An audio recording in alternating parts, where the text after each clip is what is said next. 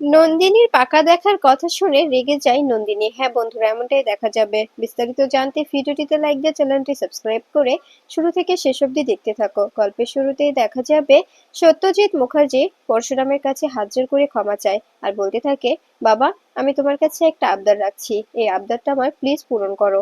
আমি এই বৃদ্ধ বৃদ্ধ হয়ে তোমার কাছে হাত জোড় করে বলছি, তুমি এবারে জামাই, তুমি তুমি আমার জামাই, তাই আমি তোমার কাছে এটুকু আবদার রাখতেই পারি। আমি তো কখনো তোমার কাছে কিছু চাইনি। এই কথাটা আমি তোমাকে আজকে বলছি, আমি তোমার কাছে কখনো কিছু চাইনি, কিন্তু আজকে আজকে কিছু একটা চাইছি, তুমি প্লিজ বারণ করো না। তখন এই কথা শুনে দেখা যাবে পরশুরাম অবাক হয়ে যায়। পরশুরাম দোটানায় পড়ে গেলে মনে মনে বলতে থাকে, আমি কি করব, আমার তো কোনো কিছু করার কোনো রাস্তাই খুঁজে পাচ্ছি না। আমি, উনি যেভাবে কথাগুলো বলছেন, এরপরেও আমি কোনোভাবে ওনার কথাগুলো দোমত করতে পারছি না। এরপরে দেখা যাবে এই সত্যজিৎ মুখার্জি বলতে থাকে, আমি তোমার পিতার সমতুল্য, আমি তোমার পিতার মতো, আমি তোমার কাছে রিকোয়েস্ট করছি, প্লিজ তুমি তুমি আমার এই আবদারটা ফিরিও না, কারণ আমার মেয়েটা অনেক কষ্ট পেয়েছে। আমি চাই না আমার মেয়েটার আর কোনো কষ্ট হোক, আমার মেয়েটার কোনো কষ্ট আমি মেনে নিতে পারবো না। এ কথা শুনে তখন দেখা যাবে দীপালি বলতে থাকে, প্লিজ তুমি এভাবে কেন জামাইয়ের কাছে এ কথাগুলো বলছো, আমি তো বুঝতে পারছি না জামাইয়ের কাছে এগুলো কথা বলার কি মানে। তখনই দেখা যাবে সত্যজিৎ মুখার্জি বলতে থাকে, ওর জানার অধিকার আছে, তাই বলছি, এসব কিছু ওর জানতে হবে, ও তো এবারে জামাই, তাই ওকে ওকে জানতেই হবে, ও তো জানতে পারে, তাই না। এরপরে সত্যজিৎ মুখার্জি পরশুরামের সামনে হাত জোড় করে বলতে থাকে, আমি তো তোমার পিতার সমতুল্য, তাই না, তুমি আমার কথা নিশ্চয়ই ফেরাবে না।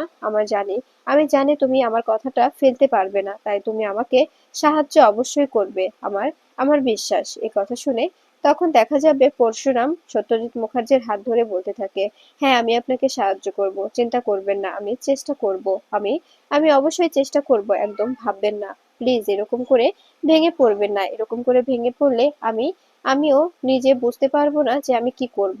এরপরে দেখা যাবে এ কথা শুনে পরশুরাম বলতে থাকে, এখন আমি আসতে পারি। তখনই সত্যজিৎ মুখার্জি বলে, আমার মেয়েটা খুব খুব কষ্ট পেয়েছিল, মানসিকভাবে ভেঙে পড়েছিল, তাই আর ও কখনো কখনো কোনোভাবে বিয়ের কথা ভাবেনি। কিন্তু আমি বুঝতে পারছি যে ওকে যদি আমি বিয়েটা না দিই, আমি যখন মরে যাব, এ বাড়িতে ওকে নিয়ে অনেক কথা হবে, অনেক সমালোচনা হবে, যেটা আমি কোনোভাবেই মেনে নিতে পারবো না, কোনোভাবেই না। তাই তুমি যদি কিছু করতে, তুমি যদি আমাকে সাহায্য করতে, তবে ভালো হতো।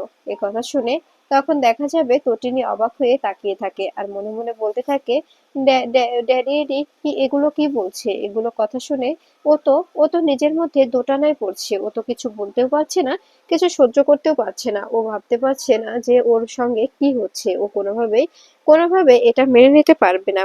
এরপরে দেখা যাবে সত্যজিৎ মুখার্জি পরশুরামকে বলতে থাকে, আমি তোমার কাছে এটুকু আবদার রেখেছি, এখন তোমার তোমার ব্যাপার। আর একটা কথা মাথায় রেখো, আমার মেয়ের বিয়েটা যদি না হয়, ওর বিয়েটা যদি কোনোভাবে ভেঙে যায়, কোনো কারণে ভেঙে যায়, তবে কিন্তু ভালো হবে না। এই কথাটা মাথায় রেখো। আমি কিন্তু আমার কিন্তু অন্য রূপ দেখবে তুমি, আমি কিন্তু নিজের অন্য একটি রূপ দেখাবো তোমাকে। তখন তখন আমাকে বলতে এসো না যে আপনার বিহেভ এত খারাপ কেন। এ কথা শুনে তখন দেখা যাবে দীপালি বলতে থাকে, তুমি জামাইয়ের সঙ্গে এভাবে কথা বলছো কেন, জামাইয়ের সঙ্গে এভাবে কথা বলতে পারো না তুমি। এরপরে দেখা যাবে পরশুরাম নিচে নেমে আসে, নিচে নামতেই তখনই ভূমিকা বলে, কি ব্যাপার, তোমরা কোথায় ছিলে, খাবার খাবে না? তোমাদের তো খাবার খেতে হবে, তাই না। ওদিকে ভোগ ভোগ নিবেদন করছে, সবাই মিলে খাওয়া দাওয়া করছে, তোমরা খাবে না? তখন এ কথা শুনে পরশুরাম বলে, না, আমার খিদে নেই, আমি খাবো না, আপনি আমাকে নিয়ে ব্যস্ত হবেন না, আমার আমার খাবার কোনো ইচ্ছে নেই। তখন এ কথা শুনে তখন দেখা যাবে ভূমিকা বলতে থাকে, জামাই কি দোটানায় পড়েছে? আমাদের বাড়ির জামাই যদি দোটানায় পড়ে থাকে, তবে তবে বলতে পারো। তখন এ কথা শুনে দেখা যাবে পরশুরাম বলতে থাকে, সেরকমই সেরকমই কিছু, দোটানায় পড়েনি, কিন্তু দোটানায় ফেলা হয়েছে। আমি বুঝতে পারছি না আমি কি করব। এভাবে যদি আমাকে বিভ্রান্ত করার চেষ্টা করা হয়, তবে আমি কিভাবে সেটা মেনে নেব, আমি তো বুঝতে পারছি না।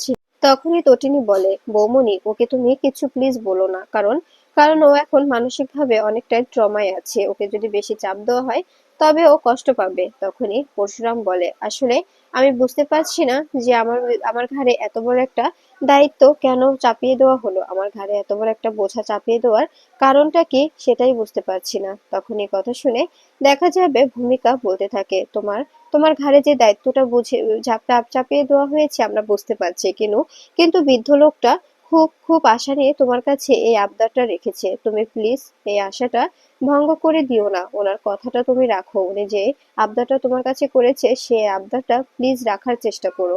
তখনই পরশুরাম বলে, আমি আমি বলেছি আমি দেখছি, কিন্তু সত্যি আমাকে যেভাবে দোটানায় ফেলা হয়েছে এরকম দোটানায় আমি কখনোই পড়িনি। আমাকে এতটা দোটানো ফেলায় একদম উচিত হলো না এই পরিবারের। কারণ কারণ আমি আমি কি করব আমি বুঝতে পারছি না। আমার সঙ্গে হওয়া অন্যায়ের প্রতিবাদ করব, নাকি নিজের সঙ্গে হওয়া অন্যায়ের প্রতিবাদ না করে এখন আমি সমস্ত কিছু মেনে নেব।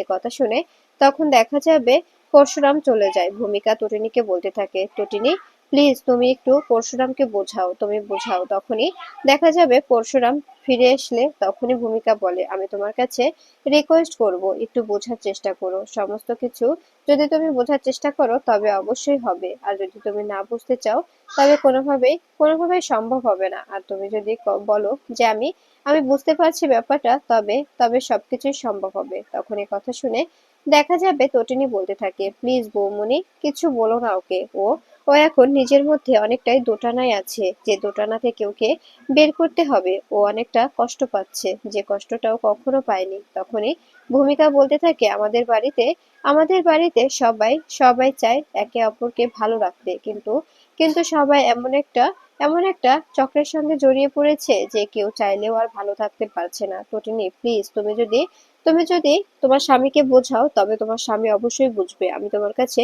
হাত জোড় করে বলছি আমাদের পরিবারটার মুখে হাসি ফিরিয়ে দাও। তখনই টটিনি বলে, বৌমনি তুমি এভাবে কেন বলছো বলো তো? এভাবে তো বলার কোনো কারণ নেই, তাই না?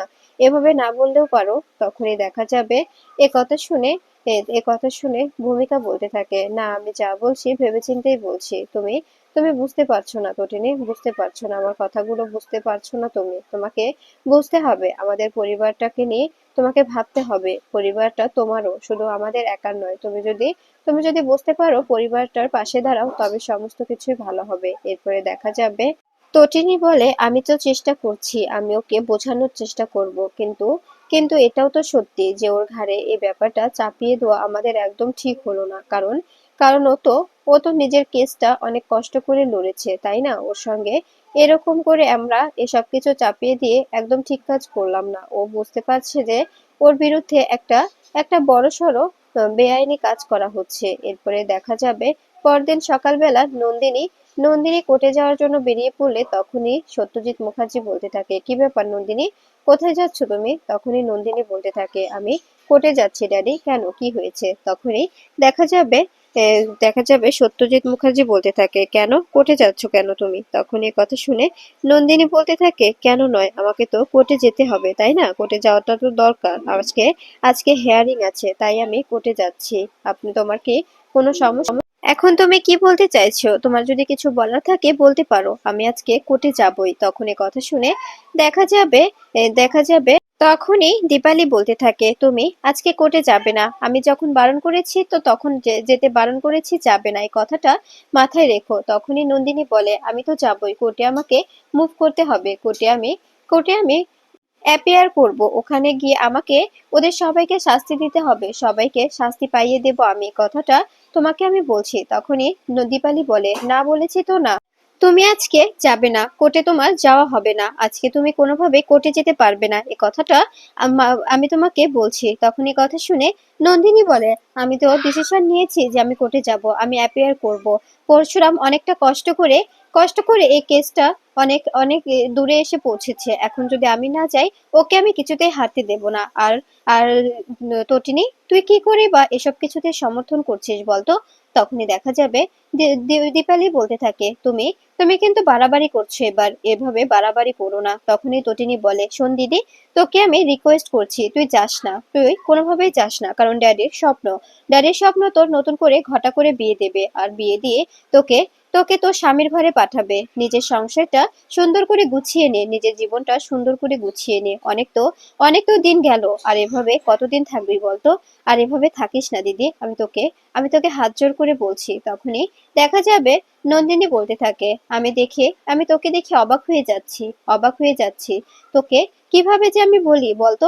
তুই তো তুই তো একটা অকৃতজ্ঞ হয়ে যাচ্ছিস, তোর স্বামীর সঙ্গে তোর এতটা বন্ডিং, তোর স্বামী তোকে এতটা ভালোবাসে, তুই কি করে পারিস, কি করে পারিস ওর সঙ্গে এরকমটা করতে বলতো?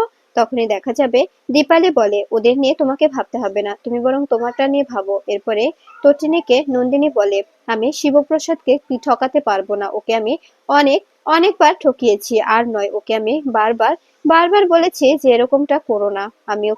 আমি ওকে বারবার ওর সঙ্গে বেইমানি করেছি, আর বেইমানি করতে পারবো না, এবার আমি ওকে কিছুতেই ঠকাতে পারবো না, এবার আমি ওকে অবশ্যই অবশ্যই সাহায্য করব। এ কথা শুনে তটিনী বলে, ও ও চাইছে যে তুই যাতে করে এই বিয়েতে রাজি হোস, তুই তুই এই বিয়েটা করে নে, ও এতে সমর্থন জানিয়েছে। এ কথা শুনে নন্দিনী অবাক হয়ে যায়। তটিনী বলে, তোর বিয়েটা করা প্রয়োজন, অনেক তো দিন পেরিয়ে গেল, আর কতদিন বলতো, আর কতদিন এভাবে একা একা থাকবি? নিজের জীবনটাও তো সাজিয়ে নিতে হবে, নিজের জীবনটা সাজিয়ে নে দিদি, এভাবে আর থাকিস না, নিজের জীবনটা গুছিয়ে তোল। তখনই দেখা যাবে নন্দিনী বলে, না আমি চাই না আমার জীবন গোছাতে, আমার জীবন তো সেই দিনই এলোমেলো হয়ে গেছে, আমি আর নিজের জীবনে কোনো গুছিয়ে তুলতে চাই না। তুই এভাবে এভাবে আমাকে বলিস না। তখনই তটিনী বলতে থাকে, কেন কেন চাস না তুই? তোকে তো চাইতেই হবে, প্লিজ দিদি, এভাবে নিজের জীবনটা নষ্ট করে দিস না, এখনো সময় আছে, এখনো সময় আছে, নিজের জীবনটা সুন্দর করে গুছিয়ে তোল, নিজের জীবনটা নিয়ে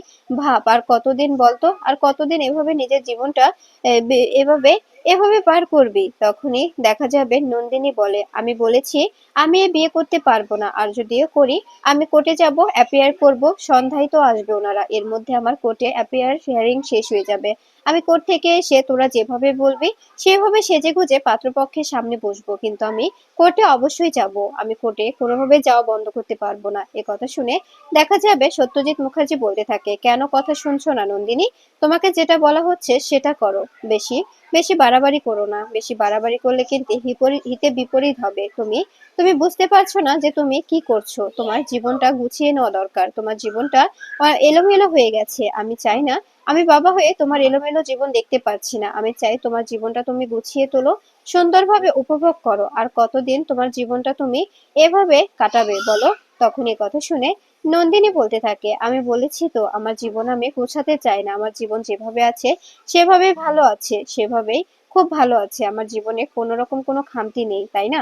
তখনই দেখা যাবে এ কথা শুনে এ কথা শুনে তটিনী বলে, প্লিজ দিদি, সবার জীবনে ভালোবাসা প্রয়োজন, সবার জীবনে একজন পারফেক্ট মানুষ প্রয়োজন, সেটা সেটা তোরও প্রয়োজন আছে, কেন বুঝতে পারছিস না? বুঝতে হবে তোকে। তখনই তটিনী বলে, না আমি বুঝতে চাইছি না, আমার বোঝার কোনো ইচ্ছে নেই। এরপরে দেখা যাবে এদিকে পরশুরাম আয়ুষীকে সামনে বসিয়ে বলছে, আয়ুষী মুখ খোলো, আমি তোমাকে দেখছি যে একটা মানুষ কি করে এতটা এতটা অকৃতজ্ঞ হতে পারে, তোমাকে দেখে ভাবতে পারছি না, আর বোঝার চেষ্টা করছি যে তুমি যে অন্যায়টা করছো সেটা কি ঠিক করছো, সে অন্যায়টা আসলেও ঠিক হচ্ছে না তোমার, তোমাকে আমি বারবার বলছি, please Tatini, please Ayushi cooperate করো। এরপরে দেখা যাবে নন্দিনী ফোন করে, আর ফোন করে পরশুরামকে বলতে থাকে, তটিনী এসব কি বলছে, আমি বুঝতে পারছি না তটিনীর কথাগুলো, পরশুরাম তুমি কি কিছু জানো? তখনই পরশুরাম বলে, হ্যাঁ, ও ও যা বলছে সেটাই করুন, ও একদম ঠিক বলছে। আমি আপনার বাবাকে কথা দিয়েছি, উনি আমার শ্বশুর মশাই, উনি এই বৃদ্ধ বয়সে আমার থেকে কিছু একটা চেয়েছে, প্রথম উনি আমার কাছ থেকে কিছু চেয়েছে, আমি বারণ করতে পারিনি, তাই তো আপনি আপনি সুন্দর করে সেজে পাত্রপক্ষের সামনে বসে যান, আমি কোনোভাবে একটা ডেট ম্যানেজ করে নেবে, কোনো সমস্যা হবে না। এ কথা শুনে নন্দিনী বলতে থাকে, কে কি বলছো এসব তুমি? তোমার কষ্ট, তোমার সবকিছু কি বিফলে যাবে? তোমার এত কষ্ট কি হবে? আমি তো আমি তো বলছি আমি হেয়ারিংটা সেরে যদি পারি সম্ভব আমি সবার সামনে এসে বসবো, কিন্তু আমি হিয়ারিংটা কোনোভাবে মিস করতে পারবো না। তখনই পরশুরাম বলে, আপনাকে আসতে হবে না, আমি তো বললাম আমি নিজে ম্যানেজ করে নেব, আপনাকে কোনোভাবে আমি ডিস্টার্ব করতে চাইছি না, আপনি প্লিজ বোঝার চেষ্টা করুন, আপনি নিজে নিজে ওদিকটা সামলান, সামলে তারপরে দেখা যাবে ব্যাপারটা, আমি একটা ডেট ম্যানেজ করেই নেব, কোনো না কোনোভাবে ম্যানেজ অবশ্যই করব।